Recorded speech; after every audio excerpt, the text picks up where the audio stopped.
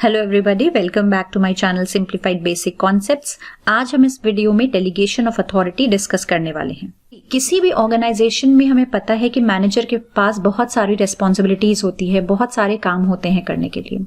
So in order to reduce the burden, मतलब कि manager के काम को, वर्कलोड को रिड्यूस करने के लिए कुछ पार्ट ऑफ अपने काम को असाइन करता है अपने सबऑर्डिनेट्स को, तो उससे रिलेटेड अथॉरिटी और रिस्पॉन्सिबिलिटी भी देता है सबऑर्डिनेट को, राइट। और सबऑर्डिनेट फिर मैनेजर के दिए हुए वर्क को करता है with the help of authorities and responsibilities जो कि मैनेजर देता है अपने सबऑर्डिनेट को, राइट। अब यही डेलीगेशन ऑफ अथॉरिटी में होता है।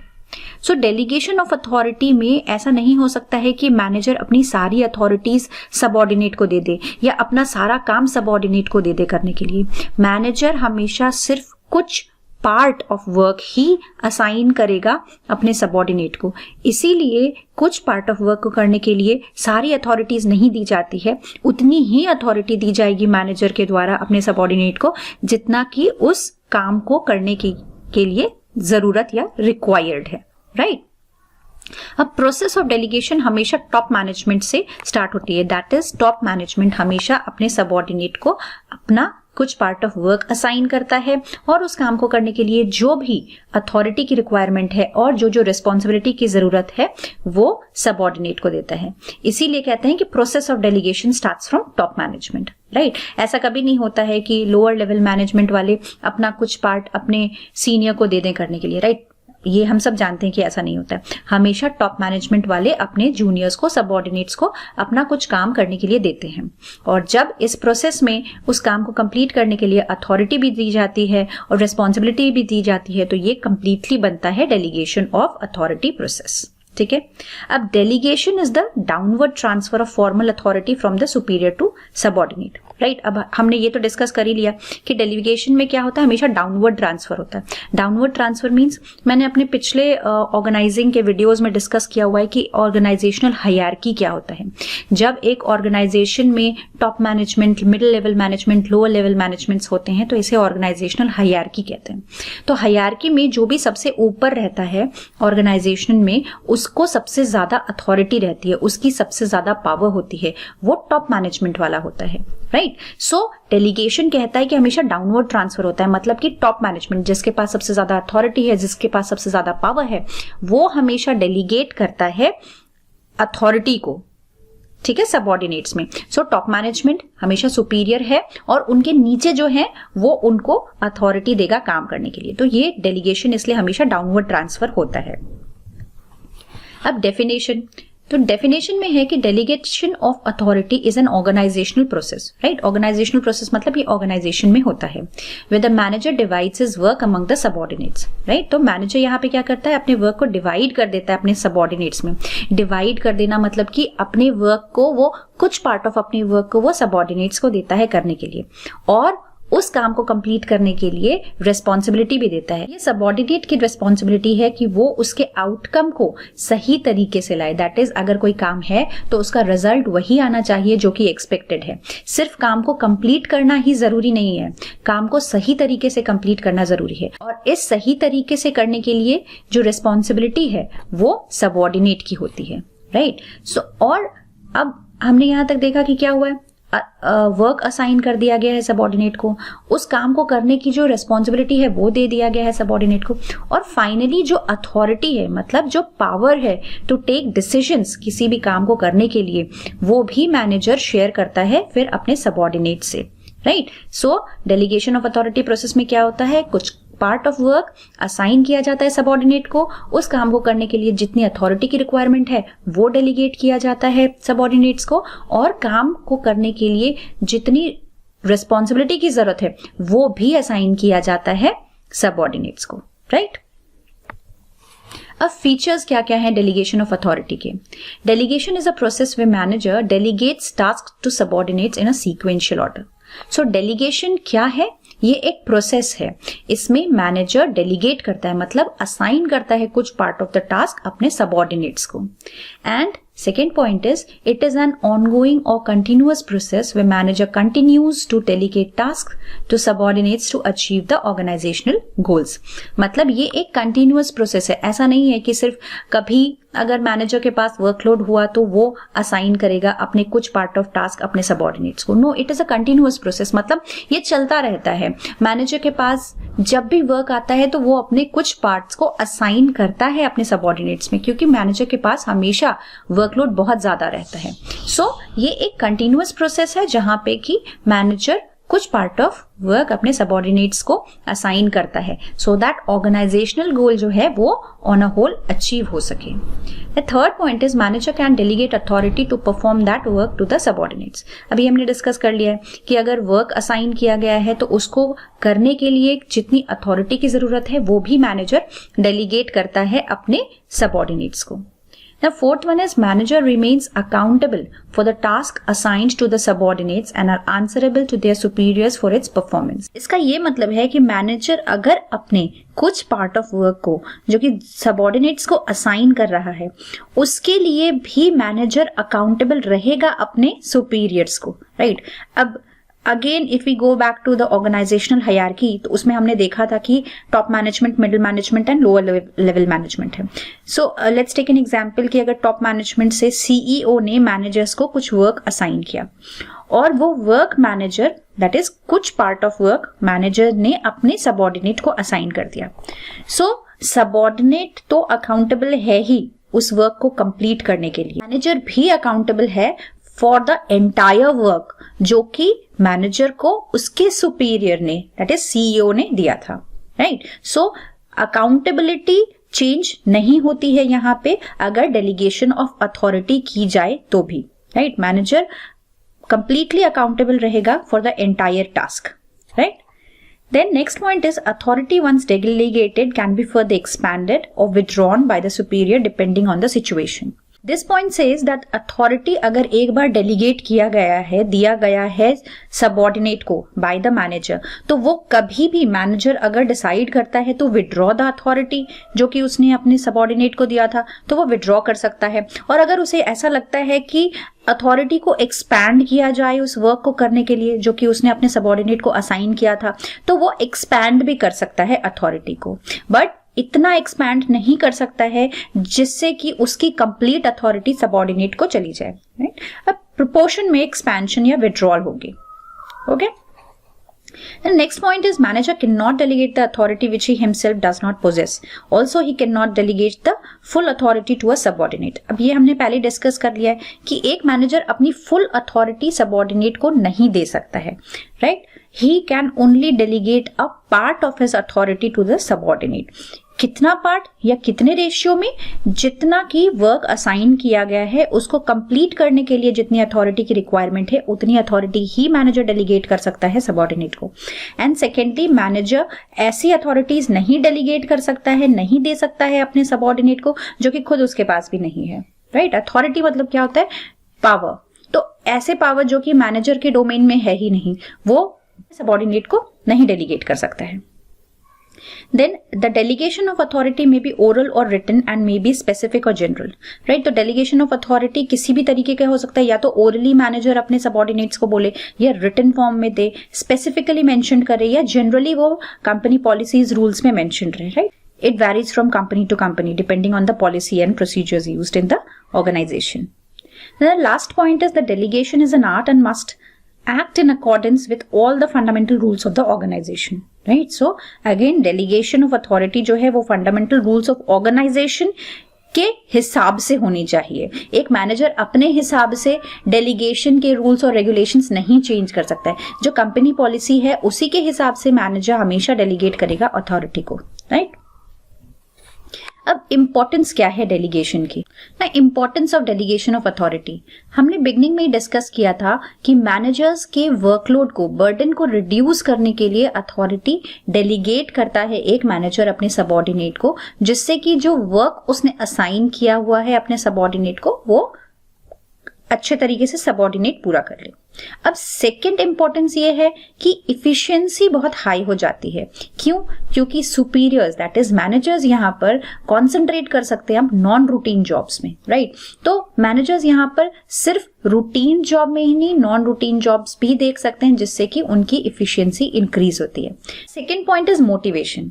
अब डेलीगेशन ऑफ अथॉरिटी जब भी की जाती है, जब भी वर्क असाइन किया जाता है बाय मैनेजर्स टू सबऑर्डिनेट्स, तो सबऑर्डिनेट्स को काफी सेल्फ इंपॉर्टेंस फील होती है और उन्हें फील होता है कि वो काफी रिकॉग्नाइज्ड हैं ऑर्गेनाइजेशन में, बिकॉज एक मैनेजर उतना वर्क ही सबऑर्डिनेट को देता है विच ही थिंक्स कि सबऑर्डिनेट की कैपेबिलिटी है करने की, राइट? तो जब भी सबऑर्डिनेट्स को पावर दिया जाता है, अथॉरिटी दी जाती है, वर्क दिया जाता है by the superiors to complete, तो वो काफी मोटिवेटेड होते हैं अपने काम के तरफ। तो और मोटिवेटेड एम्प्लॉइज ऑर्गेनाइजेशन के लिए एसेट होती है, राइट? सो इसलिए डेलीगेशन ऑफ अथॉरिटी काफी इंपॉर्टेंट है मोटिवेशन के पॉइंट ऑफ व्यू से भी। Then the third point is it develops the subordinates. अब जब सबऑर्डिनेट के पास अथॉरिटी आती है, रेस्पॉन्सिबिलिटी रहती है उस वर्क को करने के लिए जो कि उसके सुपीरियर ने, मैनेजर ने उसे असाइन किया है, तो वो डिसीजन मेकिंग एबिलिटीज काफी इनहैंस दैट इज इंप्रूव होती है सबऑर्डिनेट्स की। प्रॉब्लम सॉल्विंग स्किल्स बहुत एनहांस होती है और ये सारी चीजें मैनेजरियल स्किल्स डेवलप करने में हेल्प करती है एक सबऑर्डिनेट की। अब better distribution of work in the group. अब यहाँ पर जहां डेलीगेशन ऑफ अथॉरिटी होती है एक मैनेजर के द्वारा अपने सबऑर्डिनेट्स को, तो वहां पर क्या होता है, सिर्फ टॉप मैनेजमेंट या मैनेजर्स के पास ही डिसीजन मेकिंग पावर नहीं रहती है, वो कुछ पार्ट ऑफ अथॉरिटी अपने सबऑर्डिनेट्स को भी देते हैं। तो फाइनली होता यह है कि हर एक एम्प्लॉय के पास, चाहे जो भी ऑर्गेनाइजेशनल लेवल पे वो एम्प्लॉय वर्क कर रहा हो, सबके पास कुछ ना कुछ अथॉरिटी रहती है और जब अथॉरिटी रहती है तो वो उस एम्प्लॉय को परमिशन देता है to take prompt decision. Prompt मतलब क्विक डिसीजंस ले सकते हैं वो, उसे बार बार अपने मैनेजर के पास नहीं जाना पड़ता है परमिशन लेने के लिए कि वो ये डिसीजन ले कि नहीं ले। तो जब डेलीगेशन ऑफ अथॉरिटी होती है तो फाइनली क्या होता है, बेटर डिस्ट्रीब्यूशन ऑफ वर्क होता है, अथॉरिटी होती है एक ऑर्गेनाइजेशन में। Elements of delegation. अब एलिमेंट का मतलब है एसेंशियल पार्ट्स ऑफ डेलीगेशन। तो ये तीन दैट इज अथॉरिटी, रेस्पॉन्सिबिलिटी और अकाउंटेबिलिटी बहुत ही इंपॉर्टेंट पार्ट्स हैं डेलीगेशन के। तो जब भी एलिमेंट्स लिखा रहा है इसका ये मतलब है कि क्या क्या एसेंशियल पार्ट्स हैं डेलीगेशन के, राइट? सो अथॉरिटी का मतलब क्या होता है, अथॉरिटी का मतलब होता है पावर टू गिव ऑर्डर्स। तो अथॉरिटी एक ऑर्गेनाइजेशन में एक एम्प्लॉय को उसके पोजीशन के हिसाब से मिलती है। दैट इज अगर आप ऑर्गेनाइजेशनल हायरार्की में हायर लेवल पर हैं, दैट इज टॉप मैनेजमेंट के हैं, तो सबसे ज्यादा अथॉरिटी होती है उनके पास, और फिर मिडिल मैनेजमेंट के पास लेसर अथॉरिटी रहती है टॉप मैनेजमेंट से, और सबसे कम अथॉरिटी लोअर मैनेजमेंट के पास रहती है। तो किसी भी एम्प्लॉय की अथॉरिटी उसके पोजिशन पे डिपेंड करती है जो वो होल्ड करता है ऑर्गेनाइजेशन में, राइट? सो अथॉरिटी वर्ड का बेसिक मतलब है पावर और right to give orders. The second word is responsibility. Responsibility के मतलब है obligation to perform duty, right? अगर किसी सबऑर्डिनेट को कोई काम दिया गया है तो वो रेस्पॉन्सिबल होता है उस वर्क को सही तरीके से करने के लिए, तो ये उसकी ऑब्लिगेशन हो जाती है उस ड्यूटी को परफॉर्म करने के लिए, तो इसे रेस्पॉन्सिबिलिटी कहते हैं। And final last one is accountability. Accountability का मतलब है answerability for the outcome of jobs. मतलब अगर कोई काम सबऑर्डिनेट या किसी को भी दिया गया है करने के लिए तो वो उसके रिजल्ट के लिए आंसरेबल है उसके आउटकम्स के लिए। अगर आउटकम्स दैट इज अगर कोई काम करने के बाद वो पॉजिटिवली या डिसाइडेड वे में कंप्लीट होता है तो भी जो क्रेडिट जाएगा वो करने वाले को जाएगा, और अगर वो टारगेट नहीं अचीव हो पाता है या नेगेटिव रिजल्ट आती है उस काम को करने की, तो भी जो इसकी आंसरेबिलिटी है वो कंप्लीट या टास्क करने वाले को ही जाएगा, राइट? तो दैट इज अकाउंटेबिलिटी। अब अथॉरिटी पोजिशनल होता है, जैसा कि मैंने एक्सप्लेन किया था कि एक एम्प्लॉय ऑर्गेनाइजेशन में किस पोजीशन पे है उससे डिपेंड करता है उसकी अथॉरिटी कितनी होगी।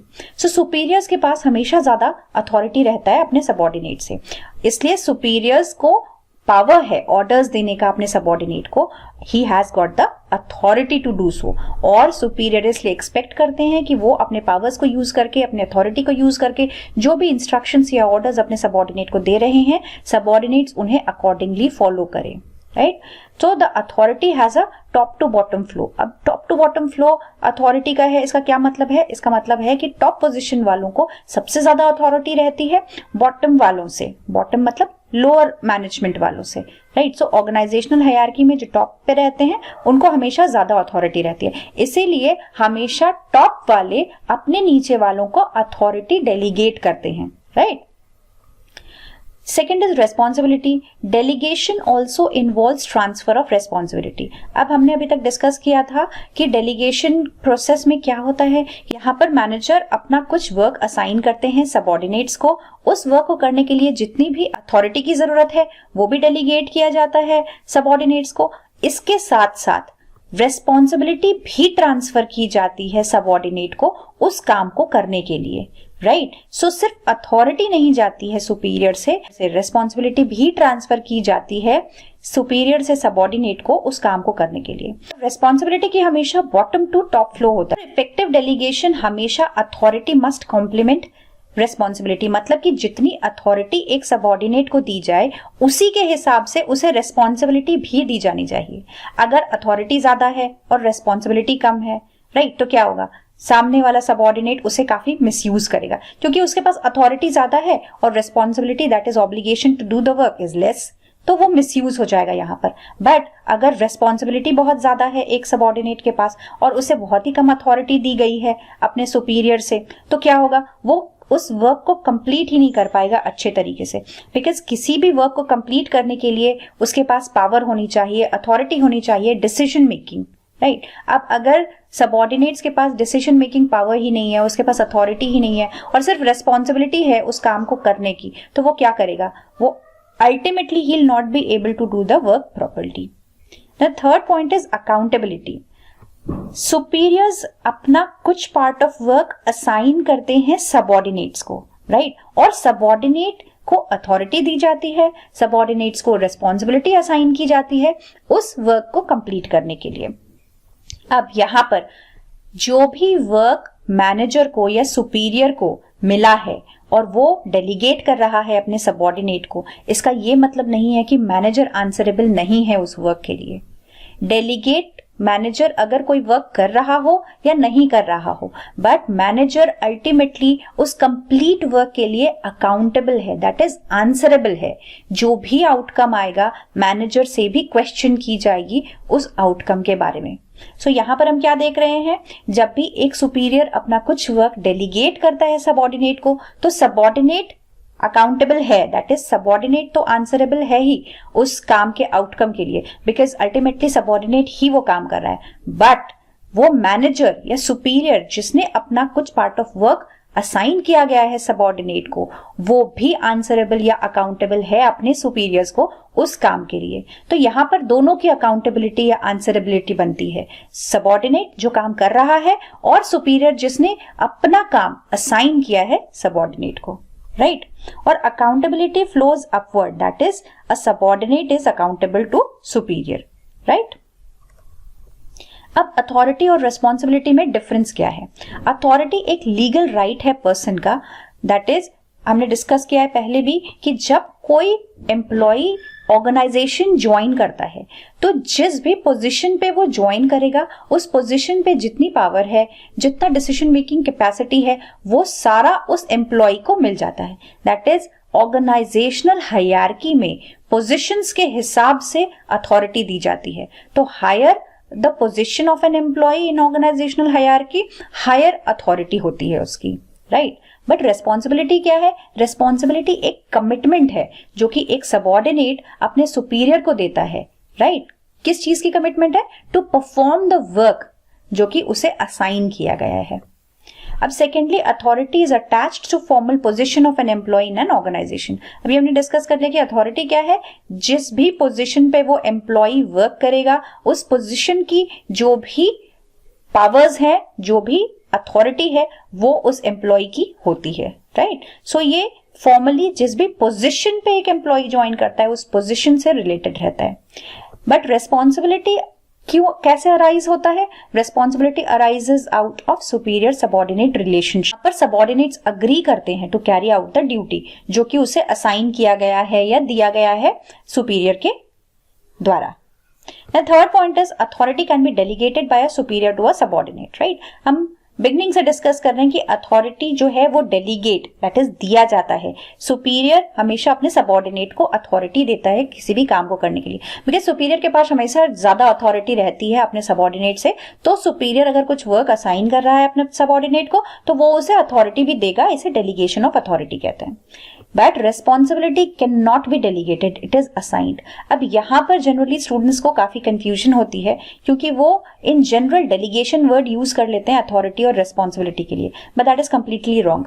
हमें हमेशा ये ध्यान रखना है कि अथॉरिटी को डेलीगेट किया जा सकता है बट रेस्पॉन्सिबिलिटी डेलीगेट नहीं होती है, रेस्पॉन्सिबिलिटी असाइन की जाती है by the superior to a subordinate, right? So हम जब भी लिखेंगे ऐसा लिखेंगे कि authority can be delegated and responsibility cannot be delegated, it is assigned. Then the next point is it flows from top to bottom, that is downward in direction in an organization. That is authority जो है वो top to bottom flow करता है क्योंकि top positions के पास ज्यादा authority है, इसलिए हमेशा top वाले ही अपने bottom वालों को that is subordinates को authority delegate करते हैं। Whereas responsibility के केस में opposite होता है, it flows from bottom to top, that is upward in direction in the organization, right? So subordinates ज्यादा responsible रहते हैं।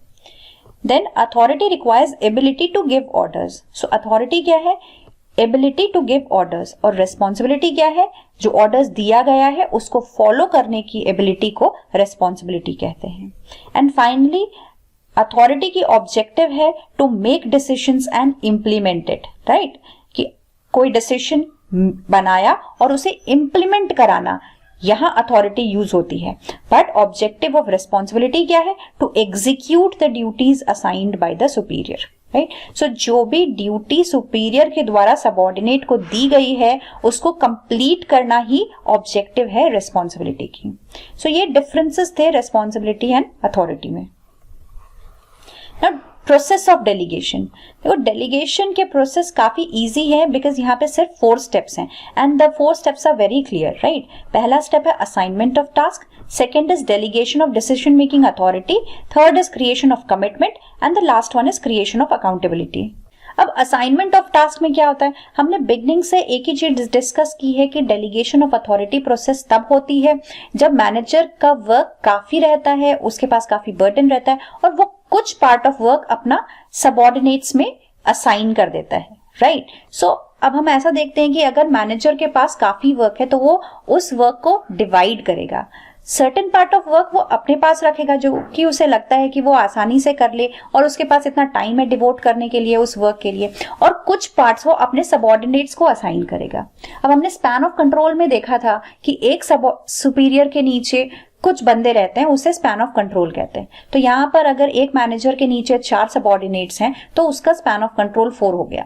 तो मैनेजर इन दिस केस ऐसा कर सकता है कि 60% of the work he keep to himself and 40% of the work अपने सबऑर्डिनेट्स में बांट देगा, चारों सबऑर्डिनेट्स में 10-10% each, right? So the first step is assignment of task. तो यहाँ पर क्या किया जाएगा?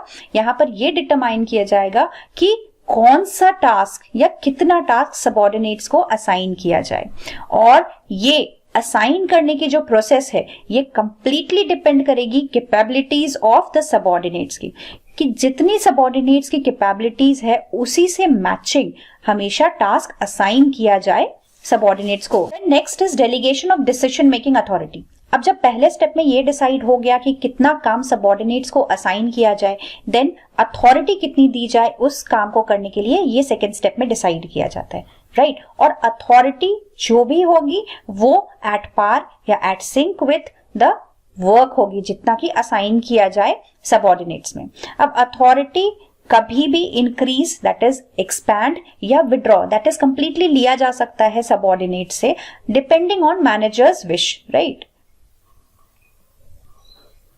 अब थर्ड स्टेप है क्रिएशन ऑफ कमिटमेंट। यहां पर कमिटमेंट क्रिएट किया जाता है on the part of subordinate कि वो ड्यूटीज जो उन्हें असाइन किया गया है वो सैटिस्फैक्टरीली करे उसे। The subordinate to whom the task is assigned is morally responsible to do his best to complete the task. Responsibility होती है कि उसे जो भी टास्क असाइन किया गया है सुपीरियर्स के द्वारा वो उसे अच्छे तरीके से और टाइमली कंप्लीट करे, और ये सबऑर्डिनेट्स की रिस्पॉन्सिबिलिटी है कि जो भी आउटकम आए वो सही आए और क्वालिटी ऑफ आउटपुट भी अच्छी होनी चाहिए. And the last one is creation of accountability. So according to Newman, Summer and Warren, by accepting an assignment, a subordinate gives his superior a promise to do his best in carrying out his duties.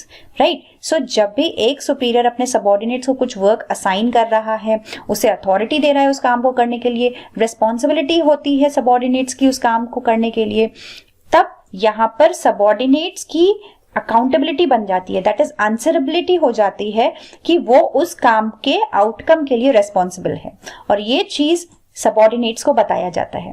अब यहाँ पर subordinate तो accountable या answerable है ही जिस part of work को करने के लिए जो उसे सुपीरियर ने दिया है, बट यहाँ पर मैनेजर भी अकाउंटेबल है जिस काम को एक सुपीरियर ने अपने सबऑर्डिनेट को असाइन किया है, उस काम के रिजल्ट के लिए सुपीरियर भी अकाउंटेबल है. सो यहाँ पर अकाउंटेबिलिटी दोनों की बनती है, मैनेजर या सुपीरियर की भी और सबऑर्डिनेट की भी, towards the result of the work. Right. अब ये चारों स्टेप जब हो जाते हैं तो प्रोसेस ऑफ डेलीगेशन कंप्लीट हो जाता है. अब एडवांटेजेस ऑफ डेलीगेशन. सबसे पहला एडवांटेज है it helps in effective functioning. Delegation helps the manager to give part of his work to his subordinates. और जब एक मैनेजर अपना कुछ पार्ट सबऑर्डिनेट को दे देता है वर्क करने के लिए, सो मैनेजर यहाँ पर काफी टाइम डिवोट कर सकता है इंपॉर्टेंट एरियाज में, जैसे कि लीडरशिप पर, ऑर्गेनाइजेशनल प्लानिंग, कोऑर्डिनेशन पर. राइट. सो ये इफेक्टिव फंक्शनिंग में काफी हेल्प करता है. अब सेकेंड एडवांटेज है क्विक डिसीजंस. अब प्रोसेस ऑफ डेलीगेशन में क्या होता है कि वर्क असाइन की जाती है सबऑर्डिनेट को, और वर्क जब असाइन की जाती है तो सबऑर्डिनेट को अथॉरिटी भी दी जाती है. जब सबऑर्डिनेट के पास अथॉरिटी है तो वो कोई भी decision related to that part of work ले सकता है तुरंत, उसके पास पावर रहता है. और अगर उसे कोई भी डिसीजंस लेना होता है तो उसे बार बार मैनेजर के पास नहीं जाना पड़ता है कोई भी डिसीजन या परमिशन लेने के लिए. राइट. सो इसलिए कहते हैं कि जब डेलीगेशन ऑफ अथॉरिटी होती है तो वहां पर क्विक डिसीजंस लिया जा सकता है by the subordinates when and where it is required. The third one is reduction in managerial load. अब डेलीगेशन क्या करता है, जैसे कि हम डिस्कस करते आ रहे हैं कि रिलीव करता है मैनेजर को बर्डन ऑफ वर्क से. राइट. तो वो क्या करता है, manager routine type of duties को ज्यादा ध्यान ना देते हुए मैनेजर ग्रेटर टाइम डिवोट कर सकता है टुवर्ड्स इंपॉर्टेंट ड्यूटीज, जैसा कि मैंने बताया था leadership, organizational planning, coordination etcetera पे. Third one is delegation is a motivational factor. जब भी सबऑर्डिनेट्स को कुछ वर्क असाइन किया जाता है, उसे अथॉरिटी दी जाती है, तो एक सबऑर्डिनेट काफी प्राउड फील करता है कि उसे इतना सक्षम समझा गया कि उसे ये पावर दी गई है कुछ वर्क करने के लिए, उसके पास रिस्पॉन्सिबिलिटी भी रहती है उस काम को करने के लिए. तो ये सारी चीजें एक सबऑर्डिनेट को काफी मोटिवेट करती है, उसके मोरल को काफी बूस्ट करती है ये सारी चीजें. Then last one is aid to employee developments. Delegation हमेशा इंश्योर करता है कि वो एक एम्प्लॉय की कैपेबिलिटी को एनहांस करे, क्योंकि जब भी कोई मैनेजर अपने सबऑर्डिनेट को कुछ वर्क डेलीगेट कर रहा है तो ये हमेशा इन सिंक्रोनाइजेशन होना चाहिए उस सबऑर्डिनेट की कैपेबिलिटीज पे. तो मैनेजर हमेशा ये फोकस करता है डेलीगेशन ऑफ अथॉरिटी जब भी इंप्लीमेंट करता है कि उसके नीचे जितने भी सबऑर्डिनेट्स हैं सबकी कैपेबिलिटीज इनहैंस्ड रहे. राइट. क्योंकि जितनी अच्छी कैपेबिलिटीज रहेंगी सबऑर्डिनेट्स की वो उतने अच्छे से काम कर पाएंगे जो भी उन्हें असाइन किया जाए. जो डेलीगेशन के एंटायर प्रोसेस है उसको काफी अच्छे से यूज कर पाएंगे कैपेबल एम्प्लॉयज. राइट. तो ये हो गया एडवांटेजेस. अब डिसएडवांटेजेस क्या क्या हैं. The first one is problem in decision making. हमने देखा कि जब कोई मैनेजर अपना कुछ काम या कुछ पार्ट ऑफ वर्क असाइन कर देते हैं सबऑर्डिनेट्स को और उसे अथॉरिटी भी देते हैं, सबऑर्डिनेट्स को अथॉरिटी भी दी जाती है उस काम को करने के लिए, तो जो एक्चुअल डिसीजन मेकिंग है रिलेटेड टू दैट वर्क वो हमेशा सबऑर्डिनेट्स लेते हैं. So at times it becomes very difficult for the manager to pinpoint the major problem. Manager को एक्चुअली पता ही नहीं रहता कि मेजर प्रॉब्लम है कहाँ, बिकॉज डिसीजंस कौन ले रहा है यहाँ पर, डिसीजंस तो सारे सबऑर्डिनेट्स ले रहे हैं related to that part of work. Right. So at times problems create हो जाता है डिसीजन मेकिंग में. Then second problem is in coordination. अब हमने यहाँ पे डिस्कस किया था कि एक मैनेजर के पास 100% ऑफ द वर्क है और वो 40% ऑफ द वर्क अपने सबऑर्डिनेट्स या जूनियर्स को असाइन कर देता है. राइट. और जूनियर्स या सबऑर्डिनेट्स की सबऑर्डिनेट्स कितने इस मैनेजर के नीचे? 4 सबऑर्डिनेट्स। ये एग्जांपल मैंने अभी कुछ देर पहले दिया था, राइट। सो अगर 4 सबऑर्डिनेट्स हैं तो 10% ऑफ द वर्क ईच उन्हें दिया गया। अब ये 10% वर्क जो भी असाइन किया गया है एक सबऑर्डिनेट को, ये सारे वर्क रिलेटेड हैं टू ईच अदर।